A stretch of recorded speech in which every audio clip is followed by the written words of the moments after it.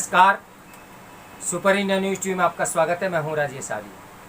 आइए देखते हैं आज का विशेष समाचार। भारत के विकसित राष्ट्र बनने की राह। भारत राष्ट्रवाद के साथ ऐसा कोई वातावरण निर्मित करके ही प्रगति कर सकता है जिसमें सभी अपने अधिकारों के साथ साथ कर्तव्यों के प्रति भी सजग हो। प्रधानमंत्री नरेंद्र मोदी के 76वें स्वतंत्रता दिवस पर लाल किले के संबोधन से देश को न केवल यह संदेश गया कि सरकार अगले 25 साल में भारत को विकसित देशों की श्रेणी में लाने के लक्ष्य के प्रति समर्पित है, बल्कि यह भी कि उनके पास इस सपने को साकार करने की इच्छा शक्ति भी है। इसका प्रमाण देशवासियों को 5 प्रण लेने के लिए प्रेरित करने से मिला।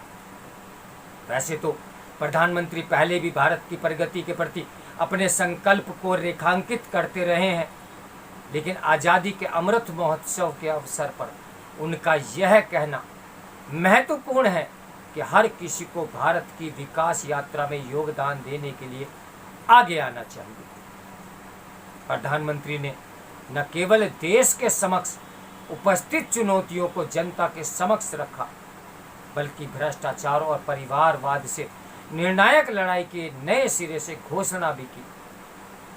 अनेक चुनौतियों के बावजूद भारत की 75 वर्षों की यात्रा तमाम सुनहरे अध्यायों से भरी हुई है। जब देश को स्वतंत्रता मिली तब कई लोगों ने कहा था भारत बिखर कर अंधकार युग में चला जाएगा। भारत ने उन सब को गलत साबित किया। यह भारतीयों की मेधा शक्ति, क्षमता, आगे बढ़ने की लगन और राष्ट्र निर्माताओं के नेतृत्व का ही परिणाम है कि आज भारत ने केवल वैश्विक स्तर पर सम्मान के साथ देखा जा रहा है, बल्कि दुनिया की प्रमुख अर्थव्यवस्थाओं में भी शामिल हो चुका है। विकसित देश बनने के सपने को साकार करने के लिए प्रधानमंत्री ने जो चुनौतियां गिनाई, उनकी अनदेखी नहीं की जा सकती। लेकिन अब यह भी आवश्यक है कि इसका कोई विस्तृत खाका प्रस्तुत किया जाए कि 130 करोड़ से अधिक आबादी वाला देश किस तरह अगले 25 वर्षों में विकसित देशों की श्रेणी में खड़ा हो सकता है और उसमें आम जनता की भूमिका क्या होगी। अगले 25 वर्षों में देश को विकसित देश बनाना एक कठिन कार्य है, लेकिन असंभव नहीं। आज अगर आबादी के दृष्टिकोण से भारत किसी देश से अपनी तुलना कर सकता है तो वह चीन है। चीन की आबादी भारत से भी अधिक है, लेकिन पिछले 3 दशकों में उसने इतनी प्रगति की है कि वह कई मायनों में विकसित देशों की श्रेणी में आ गया है।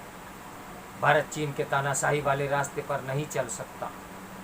भारत तो राष्ट्रवाद के साथ ऐसा कोई वातावरण निर्मित करके ही प्रगति कर सकता है जिसमें हर कोई अपने अधिकारों के साथ साथ कर्तव्यों के प्रति भी सजग हो।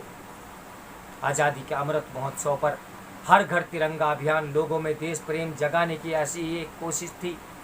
इस तरह के अभियानों का अपना महत्व है, लेकिन इनका असर सीमित अवधि तक ही रहता है। स्वच्छ भारत अभियान इसका उदाहरण है। 5 वर्ष पहले जब प्रधानमंत्री की ओर से इसकी शुरुआत की गई तो इसे देश के कायाकल्प की एक बड़ी पहल के रूप में देखा गया था, लेकिन आज यह अभियान इसलिए अपेक्षित गति से आगे नहीं बढ़ रहा है क्योंकि औसत लोगों ने इसे सरकारी कार्यक्रम मान लिया है और अपनी खुद की जिम्मेदारी से मुंह मोड़ लिया है। भारत प्रगति की राह में तेजी से आगे बढ़े और विकसित देश बनाने का सपना पूरा करे, इसके लिए शहरों की दशा सुधारना सबसे अधिक आवश्यकता है। आज हमारे अधिकांश शहर बदहाली की कहानी कहते हैं। सुनियोजित विकास के कारण उनमें सुविधाओं का स्तर विकसित देशों जैसा नहीं। इसका कारण यह है कि भ्रष्ट तंत्र ने शहरों में बुनियादी ढांचे के विकास के नाम पर मनमानी ही अधिक की है। शहरों के विकास के साथ ही शिक्षा के ढांचे पर भी नए सिरे से निगाह डालना होगा।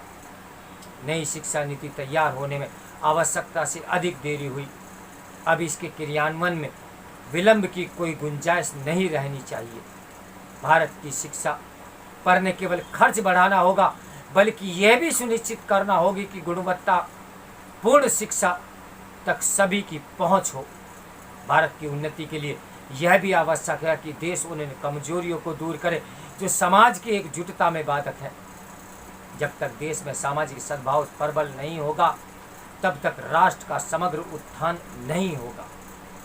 प्रधानमंत्री ने जबकि अपने संबोधन में भ्रष्टाचार की समस्या पर फिर से देश का ध्यान आकर्षित करते हुए उन दलों और नेताओं को चेताया जो भ्रष्ट आचरण के आरोपों से घिरे हुए हैं और ईडी अथवा सीबीआई की कार्रवाई का सामना कर रहे हैं। भ्रष्टाचार भारत की प्रगति में एक बहुत बड़ा अवरोध है, लेकिन यह केवल ईडी अथवा सीबीआई की कार्रवाई से खत्म होने वाला नहीं है, क्योंकि वह कहीं गहरे तक व्याप्त हो चुका है। केंद्र और राज्य सरकारें विकास और जन कल्याण की जिन योजनाओं पर अरबों रुपया खर्च करती हैं, उन पर अमल की जिम्मेदारी नौकरशाही की होती है, जो जवाबदेही के अभाव से ग्रस्त है और इसलिए भ्रष्टाचार पर लगाम नहीं लग पा रही है।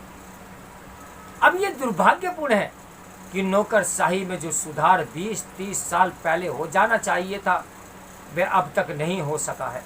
एक समय यह कहा जाता था कि 1 रुपये में 85 पैसे भ्रष्टाचार की भेंट चढ़ जाते हैं। हाल के वर्षों में स्थिति सुधरी अवश्य है और गरीब के खातों में डीबीटी के जरिए सीधे पैसा जा रहा है, पर अभी भी भ्रष्ट नेताओं और नौकरशाहों के ठिकानों से जिस तरह नोटों के बंडल और अकूत संपत्तियों के दस्तावेज मिलने का सिलसिला कायम है, वह यही बताता है कि भ्रष्ट तत्वों के दुस्साहस में कोई कमी नहीं आई है। भारत की प्रगति में एक बाधा यह भी है कि सरकार उन तमाम कार्यों से मुक्त नहीं हो पा रही है जो उसे नहीं करने चाहिए। निजीकरण वक्त की जरूरत है, लेकिन स्वार्थों वाली राजनीति के कारण उसके प्रति आम राय कायम करना कठिन है। तमाम ऐसे दल हैं जो जानबूझकर यह सोच कायम रखना चाहते हैं कि हर काम सरकार का है। ऐसे दल ये समझने से इनकार कर रहे हैं कि आधुनिक युग में किसी सेवा की गुणवत्ता सबसे महत्वपूर्ण होती है और ये प्रतिस्पर्धा से ही संभव है। यह मानने के भी अच्छे भले कारण हैं कि भ्रष्टाचार का एक बड़ा हिस्सा चुनावों में खर्च होता है। चुनावी फंडिंग को पारदर्शी बनाने के लिए कुछ कदम उठाए तो गए हैं, लेकिन वे ऊंट के मुंह में जीरे जैसे हैं।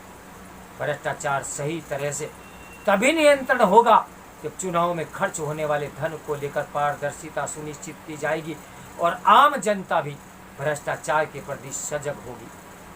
वास्तव में भ्रष्टाचार के खात्मे के लिए सरकार के साथ समाज को भी सक्रिय होना होगा।